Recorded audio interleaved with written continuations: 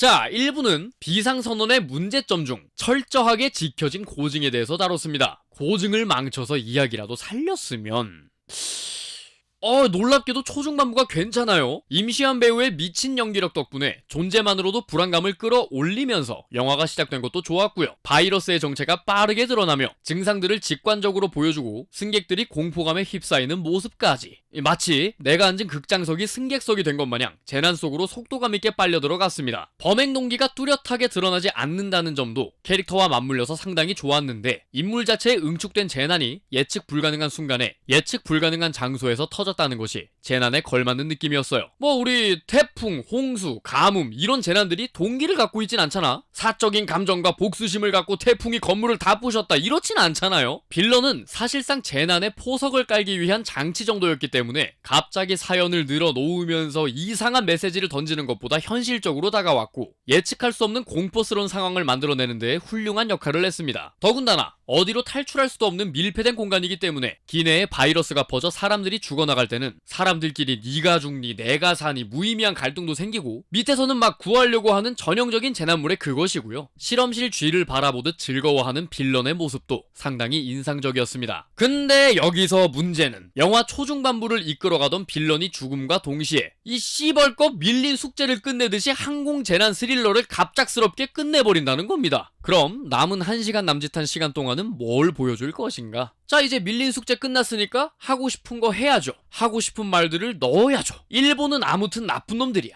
반일도 넣고 미국은 척만하는 쫌생이들이야. 반미도 넣고 나는야 아직까지도 기억하는 정의롭고 멋있는 시민. 눈물도 좀 짜내야 되니까 세월호랑 대구 지하철 참사도 끼얹고 요즘 또 얼마나 힘들었어. 다들 마스크 쓰고 말이야. 막 감염자 비감염자 나뉘어서 싸우고 말이야. 호시국도 좀 떠올리게 만들고 바이러스가 퍼진 긴박한 상황 속에서 국민들을 위해서 모두를 위해서 희생하면 영웅이 될 수 있어. 다수를 위해서 소수가 희생 좀 해. 같은 말들이요. 긴장감 유지하며 잘 흘러가던 초중반이 지나고 나면 후반부는 감독이 하고 싶은 말만 하다가 끝나요. 딱히 전개랄 게 없다고 해야 되나? 하고 싶은 말에다가 상황을 끼워 맞춘 듯한 느낌인 거죠. 그래서 소재들을 순서대로 한번 보도록 하겠습니다. 가장 먼저 보이는 건 세월호예요. 아니 씨발 성수기 여름철 하와이 여행 가는데 교복 입고 가는 정신 나간 애들이 어딨냐니까? 100번 양보해서 하와이로 수학여행을 간다 쳐. 전교생이 같이 가겠지 왜 스쿼드로 움직이냐고. 학생들이래. 엄마 찾고 난리 났어. 그 주인공 와이프도요. 극 중에 어떤 아저씨가 있음. 애들이 감염이 된 것 같으니까 감염된 대로 빨리 격리하래. 나가래. 맞잖아. 걔 정상이잖아. 근데 이제 애들이 막 가기 싫다 그러니까 아저씨는 자식도 없어요? 아니 그 방역을 지켜야 감염자가 안 늘죠. 나만 살자고 이래요. 에휴, 딸 같은 애들을 그러고 싶나? 아줌마랑 가자. 막 이런 말도 안 되는 개 논리로 지랄병을 떤단 말이야? 그러면 여기서 이제 확실히 알 수 있는 게 코스프레한 성인이다. 교복 착용 시 항공권 할인을 노리고 에버랜드 교복집에서 빌려온 성인이다. 같은 그나마 가능성 있었던 가설들이 다 성립이 안 됩니다. 학생들이라는 거지. 그러면 성수기 여름철 하와이로 떠나는 학생 스쿼드 여행객들에게 굳이 교복을 입히고 세월호 내에서 찍었던 영상들, 뉴스에 나왔던 장면들을 떠올리게 만드는 야 쫄리냐? 나 무서워 같은 대사들을 굳이 집어넣어 놓고 도망갈 수 없는 한정된 공간에서 펼쳐지는 이야기다. 거기다가 대통령은 코빼기도 안 비치네? 컨트롤 타워인데 얼굴도 안 나오는 개 무능한 존재네? 예라이 작정하고 집어넣었더라고요. 아니 좀 티 안 나게 은유 모르시나? 교묘해도 기분이 나쁠까 말까인데 너무 투명해 의도가. 다음 반미. 사실 영화 속에서 엄청난 게 나오진 않아요. 잠깐 나와요. 근데 그 내용이 존나 치명적이라 그렇지. 일부에서 말씀드렸죠? 메이데이를 외친 민항기를 착륙시키지 않고 돌려보낸 미국의 비정함. 심지어 정부에서도 미국은 될 겁니다. 착륙시켜 줄 겁니다. 이지랄 하다가 실망하면서 회항하라고 오더 내리는 장면이 나와요. 아니 비행기 안에 미국 국적을 가지고 있는 사람들이 있잖아. 근데 여기서 이제 기장이 저 몸 안 좋아서 비상선언 때리겠습니다. 그래서 이제 정부가 얘기를 합니다. 일본까지 가서 나리타에 착륙하시오. 이건 한술 더 뜹니다. 반일? 나리타 공항에 착륙하려는 민항기를 착륙 거부하는 걸로 모자라 자위대 전투기가 날라와서 플레어를 쏘고 기관총을 쏘고 아니 일본이 무슨 테러단체도 아니고 씨발. 더 놀라운 건 허공에다 총을 쐈는데 그 쏜 곳이 나리타 공항 근처라는 겁니다. 분명 그 근처 민가 중 2채 정도는 기관총 때문에 부서졌을 거예요. 40년 동안 열심히 일해서 돈을 모았지만 32년 장기 융자를 낄 수밖에 없었던 겨우겨우 집을 장만하신 야마다 형제와 부모님을 여의고 혼자서 오늘도 회사에서 피땀 흘리며 개고생을 하고 돌아온 스즈키 씨는 월세방이어도 내 안식처는 여기밖에 없다라며 고된 몸을 누이고 맥주 한 캔을 까고 있었는데요. 기관총이 날라오네요. 시바루 와타시노 집이. 이렇게 두 자국민의 노후와 미래 정도는 영공에 침입한 민항기를 물리치기 위해서 짓밟을 수 있다. 그리고는 절대 착륙을 못하게 하기 위해 앞으로 돌격까지 해버리는 개 미친놈들로 묘사를 해놨어요. 이건 선전포고잖아. 바로 전쟁이야. 곧바로 나오는 장면이 자국민을 위해 착륙을 안 시켰고 한국의 유감을 표한다 라고 총리가 얘기를 합니다. 뭔가 우리 머릿속에 각인되어 있는 부정적인 스테레오타입을 그대로 구현해낸 느낌이죠. 다음, 코로나 시국. 공항 활주로를 점거하며 착륙 반대 시위를 하는 장면을 보여주고 막연한 공포에 무조건적으로 배척하는 태도를 꼬집고 있습니다. 이 메시지는 아토피가 옮지 않음에도 친구들에게 따돌림 당했다는 꼬마애를 등장시켜서 한 번 더 강조하고 있어요. 우리도 이런 이기적인 모습이 있었죠. 모두 반성합시다. 이런 메시지를 주고 있는 듯해요. 그래요. 이런 모습이 있긴 있었지. 코로나가 시작됐을 때 해외에서 입국하는 사람들 들어오게 하면 안 된다. 이런 얘기들 있었어요. 의견은 의견이고. 그래서 안 들여보냈냐고. 자국민 보호가 우선이잖아. 아니 무슨 뉴스가 터진 지 한 대여섯 시간 만에 청원수가 갑자기 80만 개가 넘어가고 시위대가 모여갖고 군사시설인 공항 활주로를 뚫고 거기서 점거 시위를 해? 심지어 시위대가 비행기 쫓아서 공항을 옮겨다녀. 인천 갔다 서울 갔다 시발 나이더 스캐널 이런 게 있나봐. 상식적으로 착륙시키고 격리하겠죠. 사실 현실로 오면은 무관심한 사람 반 걱정하는 사람 반이야. 당장에 내일 출근해야 되는데 시위는 개뿌리 시위야. 근데 영화 속에 계신 시위대 분들은 하나같이 다 연차라도 내고 왔는지 인천이랑 김포를 심지어 차 타고 30분 걸리는 거리를 비행기의 경로에 따라 움직이며 시위를 하고 다닌다고. 이처럼 영화는 중간이 없어요. 착륙을 불허해서 기내 승객 모두가 죽게 만들거나 착륙을 허가해서 국내에 바이러스를 퍼뜨리거나. 사실 우리가 코로나를 겪으면서 느낀 건 감염자는 일단 신속하게 격리하고 관리하는 게 맞잖아요. 근데 그러면 영화는 그러는 거지. 아저씨는 자식도 없어요? 에휴, 딸 같은 애들을 그러고 싶나? 아줌마랑 가자! 라는 말로 혼내고 있죠. 일단 안전하게 착륙시킨 후 승객들을 격리하고 관리한다라는 누구나 생각할 법한 상식적인 선택지를 극단적이고 과장된 상황으로 빼앗아 놓고선 이게 우리의 이기적인 모습이니 반성하라. 왜 현실에서 절대 벌어지지 않을 법한 일들로 반성해야 되는지 잘 모르겠네요. 다음, 대구 지하철 참사. 야, 이건 보면서 너무 열받더라. 그냥 너무 역 같더라고요. 서울 쪽에 접근하면서 저공비행을 할 때 영상통화를 막 해요. 60명이 동시에 기지국 잡힐 정도면 날다가 아파트에 박았겠다. 근데 내용들이 딱 참사 당시 보냈었던 문자들이나 전화 녹음본 내용들이랑 상당히 흡사합니다. 아예 갖다 썼다 이런 느낌은 아니긴 한데요. 중요한 점은 죽어가는 피해자들의 절망적인 상황에 몰입이 되어야 했음에도 단순히 관객의 슬픈 감정을 끌어올리기 위해서 맥락도 없이 실제 사건을 연상케 했습니다. 감독이 의도가 없었더라도 최소 미필적 고의 정도는 된다는 겁니다. 조금 더 디테일하게 말하자면 사람들이 화면에 얼굴을 가까이 대고 말할 필요까지는 없었다는 겁니다. 대구 지하철 참사의 사건 전개 중 사람들 감정을 크게 자극했던 부분만 똑 따와서 써먹은 셈이니까요. 얄팍하죠.